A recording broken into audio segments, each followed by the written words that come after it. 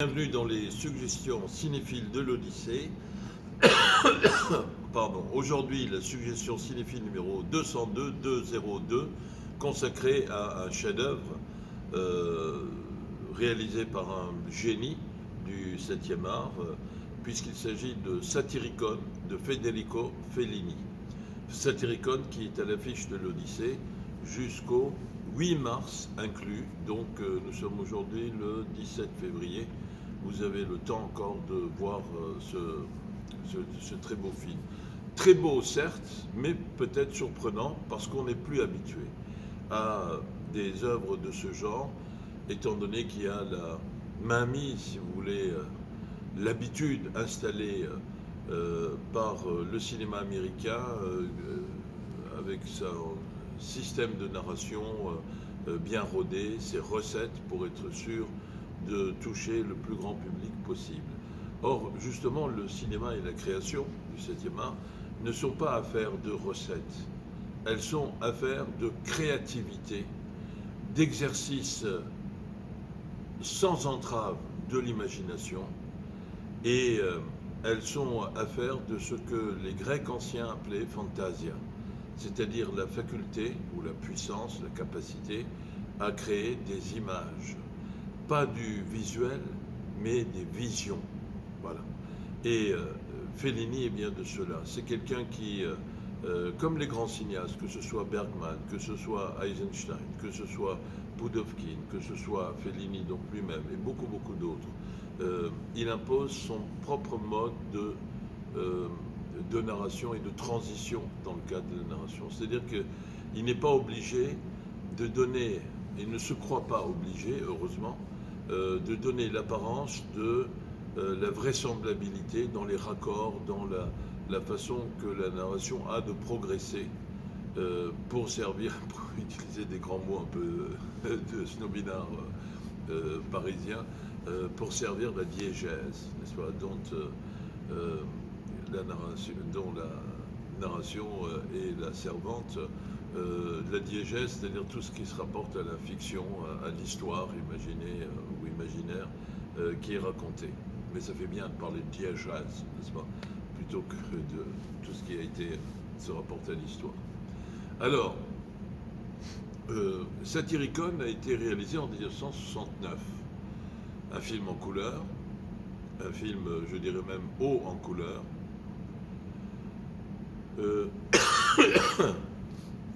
Qui fait suite à ce qui est considéré par les gens, entre nous, ils n'ont pas forcément tort, comme le film le plus casserole, c'est-à-dire le plus nul de Fellini, qui est Juliette des Esprits, qui date de 1967, et qui est précédé en 1963 par 8 et demi, en noir et blanc, et qui sera suivi en 1973, notamment il y aura encore un autre film, mais par Amarcord. Alors, Satyricon, Amarcord et La Neve Eva font partie de ces films, justement, où, dans lesquels Fellini s'épanouit par rapport à une libération par rapport aux contraintes de la narration. Satyricon, c'est l'adaptation de vestiges de ce qui est considéré comme un des premiers romans picaresques, qui s'appelle justement, qui porte le même titre. Et Fellini apporte d'ailleurs dans le titre Satyricon-Fellini. Ça c'est le titre exact du film, qui a été écrit par un certain Pétrone et dont on n'a trouvé que quelques extraits des fragments. Je crois que c'était le 15e et le 16e chapitre. Alors, c'est les tribulations de deux jeunes dans l'Empire romain de l'époque néronienne, de Néron. Bon. Alors évidemment, Fellini renvoie à un univers définitivement disparu, où les codes culturels, les codes moraux, les codes comportementalistes en quelque sorte, sont totalement différents de ceux de l'époque où il réalise le film. Même si l'époque où il réalise le film était l'époque qui est marquée par le mouvement mai 68, n'est-ce pas, puisqu'on est en 69, qui a quand même permis de remettre en cause un certain nombre, disons, d'habitudes ou de façons de voir, de façons de se comporter, et qui a donné un grand coup de pied dans cette fourmilière-là, ce mouvement de 68. Un peu partout en Europe, pas seulement en Italie ou en France, mais un peu partout en Europe et dans le monde. Et donc, c'est un film qui constate ce qu'il sait, lui, d'une morale qui n'est pas immorale, mais qui est une autre morale. Ça ne veut pas dire qu'elle est meilleure, hein, du tout. Une morale d'un univers où il est normal qu'il y ait des esclaves, il est normal que ces esclaves, certains se battent dans des combats de gladiateurs jusqu'à la mort, pour la distraction et le divertissement des gens. Vous imaginez aujourd'hui, vous venez au cinéma et sur scène, je veux dire sur l'estrade, il y a deux personnes qui se font un combat à mort, et puis il y en a un qui est tué dans une mare de sang, et ensuite il y a les actualités, ensuite il y a le film qui est projeté. C'est un autre univers, c'est évidemment pas... Pour moi, ce serait et je pense pour tout le monde, ce serait un univers cauchemardesque. Mais c'est l'univers de Rome. Et puis, qui dit esclave venu de partout, de tous les horizons de la Mare Nostrum, c'est-à-dire des gens qui parlent des langues multiples, diverses et variées, comme on dit. Comment peuvent communiquer ces gens-là? Et enfin, ce qu'il faut savoir, c'est que les connaissances permettent, qu'on a de cette période de la Rome antique, permettent de réfléchir. Vous savez, c'est Cocteau qui disait que les miroirs sont des objets intelligents puisque c'est les seuls objets qui réfléchissent. Eh bien, qui permettent de réfléchir, mais selon les brisures qui parcourent le miroir, c'est-à-dire ne donne pas une image reconstituée cohérente, mais donne une représentation qui est structurellement, allez, parlons encore comme les intellos, consubstantiellement, essentiellement, ontologiquement, voilà, mais qui est profondément, si vous préférez encore, qui est brisé, qui est fragmentaire, justement.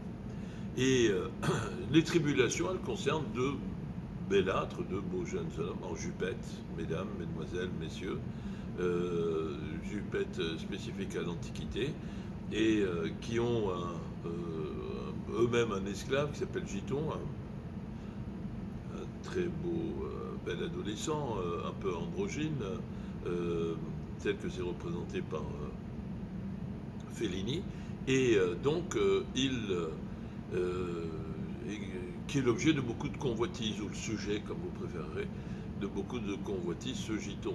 Et ce qui est bien, c'est que Fellini imagine à sa sauce, à sa manière, Satyricon Fellini, tous les creux, les vides qu'il y a dans ce qui reste du récit de Pétrone pour ce qui concerne Satyricon. Et donc évidemment, il donne libre cours à sa fantasia, à sa capacité de créer des images pour mettre sur place une vision orchestrée, sa vision créatrice à lui. Et je pense qu'il y a un effort particulier qui est fait sur les décors. Il y a des décors d'une Rome, c'est la première fois qu'on se la représente comme ça, qui sont très modernes en même temps, un peu froids et monumentaux, à l'image de ce magnifique monument qu'est le Panthéon à Rome. Et il y a aussi des costumes qui sont extraordinaires. Et puis il y a tout un travail de maquillage, parce que dans ce film, Fellini nous montre que la chair est faible, que la chair est, comment dire, mortelle, que la chair est morbide d'une certaine manière. C'est-à-dire qu'elle est le support, l'enveloppe de pensées parfois très raffinées, mais en même temps, elle est le cadre de souffrance, de pesanteur au quotidien. Et ça, c'est excellemment montré dans ce film de Federico Fellini. Enfin, je pense que la clé pour comprendre le fait qu'il n'y a pas grand-chose à comprendre, sinon les variations imaginaires que Fellini va faire à partir de l'adaptation de l'œuvre de Pétrone, Satyricon, qui est une satire, donc comme on le voit. Eh bien, la clé, elle est donnée par la fin du film. On ne raconte pas la fin du film, mais on voit à la fin du film quelque chose qui est formidable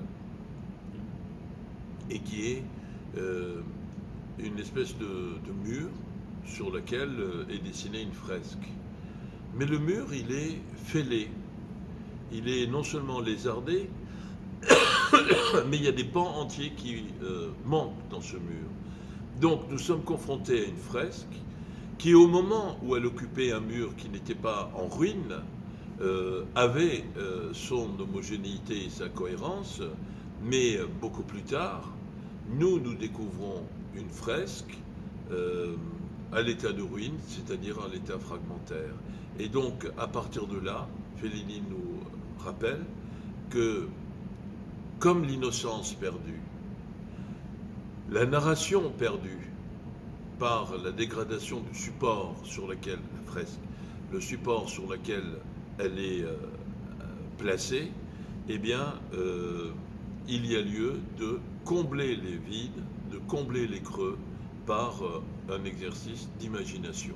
Et c'est ainsi que, d'une certaine manière, notre présent constitue une intervention réparatrice d'un passé dégradé, fragmenté, et en même temps, notre présent est un des futurs potentiels ou des futurs possibles de cette fresque au moment où elle était présente dans la totalité de sa cohérence. Il y a là beaucoup d'éléments de réflexion.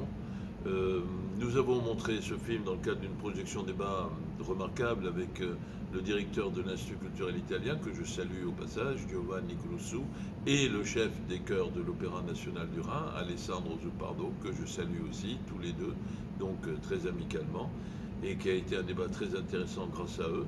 Eh bien, on a pu constater que ce film, Satyricon, n'a absolument pas vieilli, et donc je vous invite à venir le voir dans ce qui est, je l'espère, votre cinéma préféré, l'Odyssée, puisqu'il est à l'affiche jusqu'à quand? Jusqu'au mardi 8 mars de l'an de grâce 2022. À très bientôt. Merci. Au revoir.